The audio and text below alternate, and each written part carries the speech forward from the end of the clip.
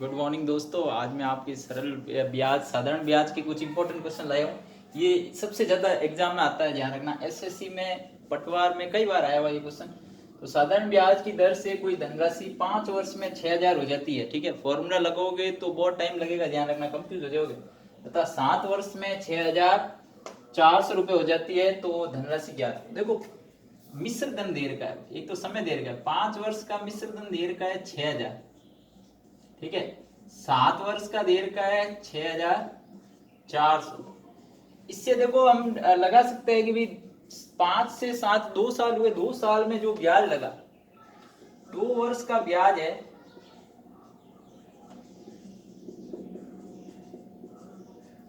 6000 थे, 6400 हो गए, यानी 2 वर्ष का ब्याज कितना हुआ? 400। तो बताओ 1 वर्ष का ब्याज कितना होगा? बताओ 1 वर्ष का ब्याज, 2 वर्ष का 400 है तो 1 वर्ष का कितना होगा? साधारण ब्याज में बराबर ही लगता है, ज्यादा सोचना नहीं, आधा हो जाएगा 200। 1 वर्ष का ब्याज कितना है? 200। अब देखो 5 वर्ष में 6000 थे, तो आप बता सकते हो ये मिश्र धन है, 6000 मिश्र धन है। इसमें से एक साल का 200 रुपये ब्याज है, तो 5 साल का कितना होगा? तो 1000 हो जाएगा।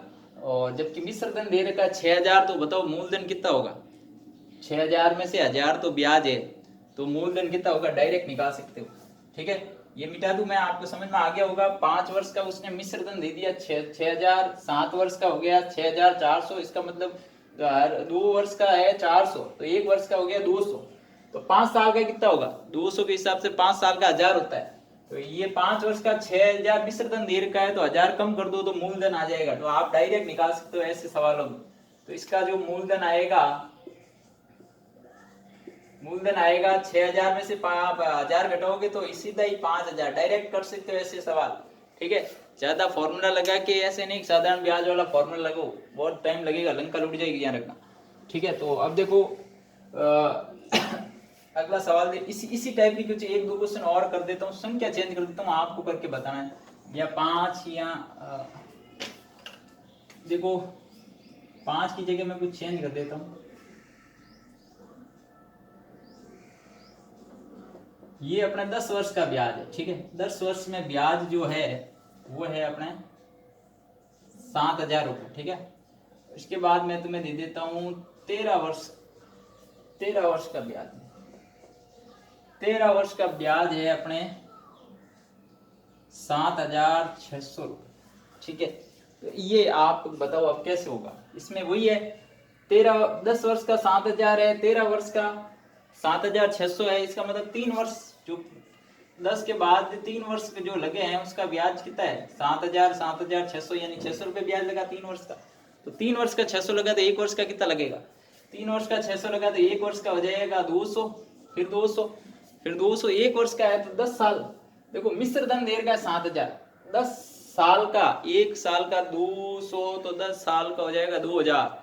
तो ब्याज हो गया 2000, मिश्र धन हो गया 7000, तो मूलधन कितना आएगा? 5000। इसमें भी मूलधन आ जाएगा 5000। ऐसे आप डायरेक्ट निकाल सकते हो। ठीक है, एक क्वेश्चन और कर रहा हूँ। ठीक है, तो आप अभी करके बताओगे उस क्वेश्चन को। ठीक है,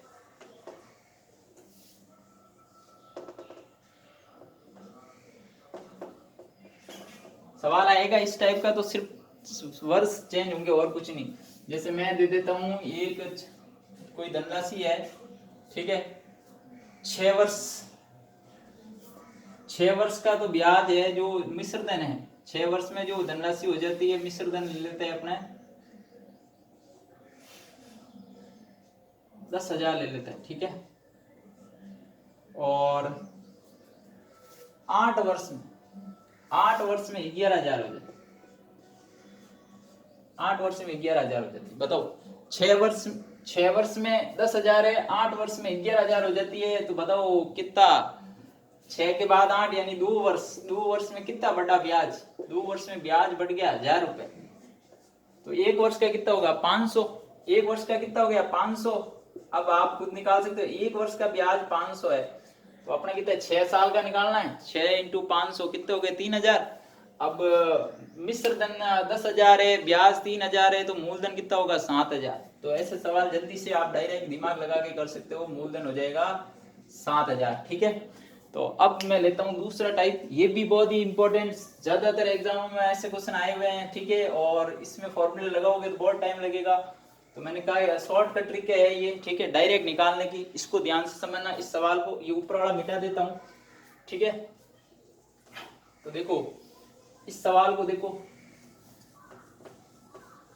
इस सवाल में देखो राधा ने 20,000 की राशि ए और बी को इस प्रकार बांट दी, ठीक है। ए को 6% की दर से 5 साल के लिए दिया और बी को 5% की दर से 4 वर्ष का ब्याज, ध्यान रखना समान है।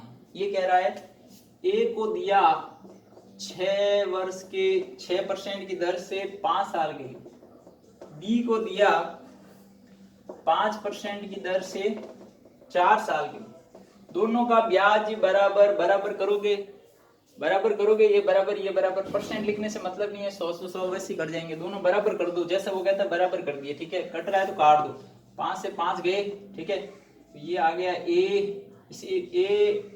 ए अनुपात बी निकाल दो, बी को उधर भेज दो, 4 इधर और 6 इधर, काटोगे तो ये आ जाएगा 2:3, यानी ये आ गया अपने 2:3, यानी ए का हिस्सा 2 और बी का 3 भाग होंगे। 20,000 के कर दो, अब 20,000 में से ए का है दो भाग और इसके 3 भाग, या फिर ऐसे भी कर सकते हो कि 2 और 3 कितने हो जाते हैं, 5 ए, दोनों को जोड़ोगे 5 ए बराबर 20,000, तो ये आ जाएगा अपने कितना, इसमें 5 का भाग दोगे तो 4,000। अब ये 4,000 आ गया तो ये 2 ए है और ये 3 ए है, तो 2 ए यानी 2 इंटू ए करोगे तो ए का तो आ जाएगा 8,000 और इसका बी का आ जाएगा 12,000। तो इस टाइप का जो क्वेश्चन आ जाए जिसमें दोनों का ब्याज बराबर रहेगा, बांटा है, किसको उधार दिए, 2 जनों को, दोनों का ब्याज बराबर रहे, बराबर कर दो, अनुपात निकाल दो, अनुपात से भी आपको मूलधन दे रखा है, कितनी राशि थी टोटल दे रखी है, उसका ये निकाल के उस अनुपात के हिसाब से आप डायरेक्ट निकाल सकते हो। एक क्वेश्चन और डालता हूँ, ऐसा आप करके बताओ, ठीक है। तो देखो इसको मिटा देता हूं मैं,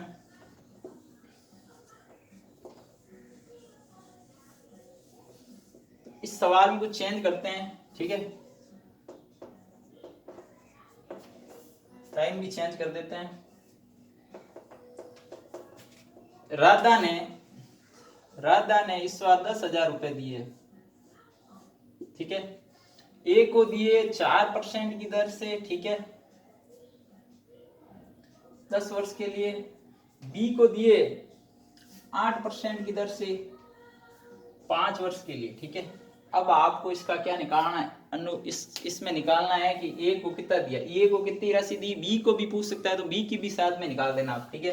तो मैंने क्या कहा, ट्रिक क्या है, ए का लिखो, ए 4 इंटू 10 साल के लिए दिया, बी को कितना दिया, बी को 8% की दर से 5 वर्ष के लिए दिया, कट रहा है जो काट दो, ठीक है, ये कट रहा है, इसमें 2 का भाग दिया, ये इसमें 2 का भाग गया, यानी कि ये आ रहा है 2 से 2 भी कट रहा है, अरे अनुपात आ गया 1:1, 10,000 है, 5,000 दोनों को मिलेंगे, ठीक है। ये मैंने क्वेश्चन ऐसे दिया कि अनुपात 1:1 आ जाए तो दोनों बराबर बांटेंगे, 10,000 में से 5,000 इसको दिए, 5,000 इसको दिए, ठीक है। एक क्वेश्चन होमवर्क डाल रहा हूँ, आपको इसका आंसर बताना है, ठीक है। संख्या फिर मैं चेंज कर रहा हूँ, यही सवाल है, ऐसे ही करना है आपको डायरेक्ट, ठीक है।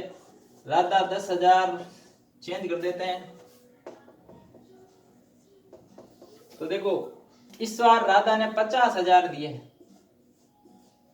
राधा ने 50, मालामाल हो गई राधा इसलिए, ठीक है। अब देखो इस प्रकार वितरित किया कि ए को 2% की दर से 10 वर्ष के लिए दिया और बी को मैं कर देता हूं